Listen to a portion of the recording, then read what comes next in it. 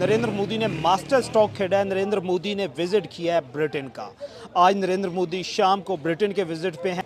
मतलब वो लोग कल्चर में बहुत ज्यादा रिच है कि अगर आपने कोई सार्क बनानी भी है, हिंदुस्तान के अलावा आप नहीं बना सकते। दोस्तों, यहाँ से ये बात साबित होती है कि दुनिया का कोई भी बड़ा मुल्क हो, वो तो इंडिया यूथ और इंडिया की लीडरशिप के बगैर जो है आगे बढ़ता हुआ दिखाई नहीं दे रहा। दोस्तों, भारत के वज़ीर आज़म नरेंद्र मोदी बरतानिया जा रहे हैं and he is going for a free trade agreement. The free trade agreement which बरतानिया, England and India they have been planning. तो ट्रेड कैसे बढ़ेगा जब आप रिस्ट्रिक्शंस इमीडिएटली लगा देते हैं और फिर इमीडिएटली हटा देते हैं? तो एक तो पॉइंट ये है। दूसरा पॉइंट ये है, अमेरिका तुम्हारे सर पे थूकता है और तुम्हारा मजाक उड़ाता है और तुम्हें गुलामों की तरह ट्रीट करता है, फिर भागे हुए उसके पास जाते हो। और अब जब कि यूके जा रहे हैं, वहाँ के प्राइम मिनिस्टर से मिलेंगे, डेफिनेटली ऐसा ही होना चाहिए भैया, आप उनको जाके बताओ। सो आई थिंक सो कि he is working very smart, he is using a smart brain. Pakistan के 40,000 शहरी लापता हो चुके हैं। ये लोग ज़ियारात के लिए गए थे, मगर इनका कोई रिकॉर्ड रियासत पाकिस्तान के पास नहीं आ रहा। पाकिस्तान बना है उस वक्त से लेकर अभी तक हम IMF के तकरीबन 26 या 27वें प्रोग्राम में जा चुके हैं। मोदी साहब जो हैं वो is going to meet the king Charles. बड़ी बात है। Not all prime ministers who travel. जय हिंद दोस्तों, गणतंत्र में आपका स्वागत है। कल पीएम मोदी का इंग्लैंड का दौरा हुआ। लंदन पहुंचते ही रेड कारपेट के साथ अंग्रेजों ने दोनों हाथ जोड़कर पीएम मोदी का गर्मजोशी से स्वागत किया। पीएम मोदी ने भी लंदन में मौजूद भारतीय प्रवासियों को हाथ हिलाकर अभिवादन स्वीकार किया। इसके बाद पीएम मोदी ब्रिटेन के प्रधानमंत्री का कीयर स्टारमर से मुलाकात हुआ। इस दौरान उन्होंने कहा कि यह साल की हमारी तीसरी मुलाकात है और इससे हमें आर्थिक साझेदारी के तौर पर बेहद महत्वपूर्ण मानता हूँ। उन्होंने कहा कि भारत और ब्रिटेन स्वाभाविक एक दूसरे का साझेदार है और आज का दिन हमारे लिए ऐतिहासिक है, क्योंकि हम जिस फ्री ट्रेड एग्रीमेंट और डबल कंट्रीब्यूशन कन्वेंशन पर हस्ताक्षर कर रहे हैं वह सिर्फ वर्तमान नहीं बल्कि आने वाले पीढ़ियों के लिए भी मजबूत रास्ता खोलेगा। इस समझौते से दोनों देशों के व्यापारिक रिश्तों में नया अध्याय जुड़ रहा है। इससे व्यापार, निवेश और रोजगार के नए अवसर खुलेंगे। इतने सारे एक साथ डील को देखकर पूरे पाकिस्तान में हड़कंप मचा हुआ है। तो चलिए देखते हैं कि पीएम मोदी का यूके विजिट को लेकर पाक मीडिया का क्या है reaction. To enhance the bilateral trade by about $60 billion by 2030। $60 billion by 2030। और जो यूके के प्राइम मिनिस्टर हैं कीयर स्टारमर, वो जो हैं he is of the view कि ये trade, economy, technology, defence, security, इन एरियाज़ के ऊपर जो है वो काम करने की ज़रूरत है। और सुनने में आ रहा है कि मोदी साहब जो हैं वो is going to meet the king Charles. बड़ी बात है। Not all prime ministers who travel they are allowed to meet king Charles. ये एक इम्पॉर्टेंट चीज़ है। This is something normally it doesn't happen, but yes. So ये अब क्योंकि आपको पता है बरतानिया के अंदर जब से ये ब्रेक्सिट हुआ, वहाँ पे एक जो ग्लोबल आउटरीच थी ना, वो थी, और वो ग्लोबल आउटरीच जो थी वो ख़त्म हो गई ब्रेक्सिट की वजह से। और ये आप समझ लें कि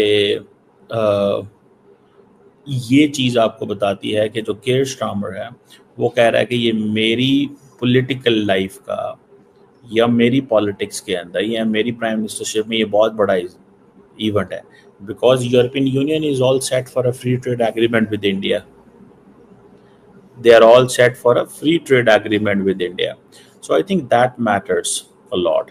और दूसरी इसमें बात ये भी है कि जैसे कहते हैं ना कि डिफरेंट किस्म के कनेक्शंस जो हैं वो इस्टेब्लिश अब होंगे। अब ये टैरिफ्स कम होंगे, बहुत सारी चीज़ें होंगी, तो इंडिया ज़ाहिर बात है इसमें एक इंसेंटिव में आएगा कि इंडियन मार्केट्स खुलेंगे। असल में बड़ा मसला ये भी था इंडिया के लिए कि जो उस वक़्त जो लीडरशिप थी वो ये कह रही थी कि हमें हर कीमत के अंदर वीज़ाज़ में भी एक्सेस चाहिए, वीज़ाज़ में एक्सेस चाहिए।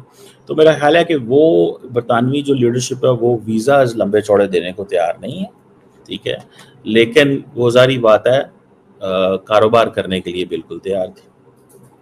ये चीज़ जो है दैट इज़ समथिंग सिग्निफिकेंट इसमें। और मुझे ऐसे ये लगता है कि अगर आप देखें तो पूरे वेस्ट के अंदर there is an assessment that we need India for a long term trade. हमें इंडिया चाहिए ही चाहिए है ट्रेड के लिए, बिकॉज इतनी बड़ी मार्केट है, उस मार्केट को कैसे वो इग्नोर कर सकते हैं। सो इट्स नॉट दैट वो कोई चीज़ें इस सेंस में जाएंगी। अब देखिए फॉर एग्जांपल मैं आपको बताता हूँ, ये एक तो चलो एक्सपोर्ट्स बढ़ेंगी, बहुत कुछ होगा। अब ये ट्रेड नेगोशिएशन जो हैं 3 साल के, it was a difficult process, ठीक है जी। और ये मैं समझता हूँ कि इसमें अब जो I think British and Indian cabinet जो है वो इसको अप्रूव करेंगे। सो ये जो ट्रेड पैक्ट है 1 साल के अंदर ये आएगा, ठीक है जी। ब्रिटिश पार्लियामेंट भी इसको करेगी, इंडिया की फेडरल कैबिनेट करेगी। और ये आप देखें कि जो ट्रेड एग्रीमेंट है ये विन विन है दोनों मुल्कों के लिए, कि इंडियन जो कंज्यूमर्स हैं उनको अब फॉर एग्जांपल लो प्राइसेस में बहुत सारी चीज़ें वहाँ से मिलेंगी यूके से। फॉर एग्जांपल देयर इज़ जो स्कॉच विस्की जो होती है ये अब फॉर एग्जांपल अगर इसके ऊपर टैरिफ 150% था अप्रॉक्सीमेटली, नाउ ये टैरिफ जो है दैट हैज़ कम टू 75%, और अगले 10 सालों में ये मज़ीद 40%।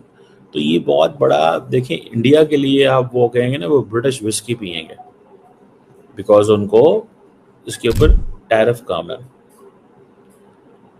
सो ये आप देखें जैसे इंडिया जो है वो ड्यूटीज़ कम करेगा गाड़ियों के ऊपर, पहले 100% थी तो 10% हो गए।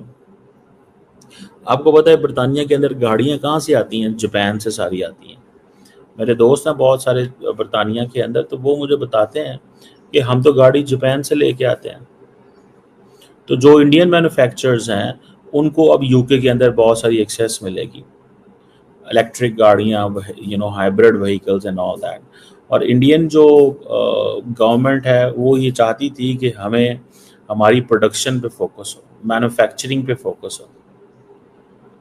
ये प्रोडक्शन उस पर वो उन्होंने करनी थी।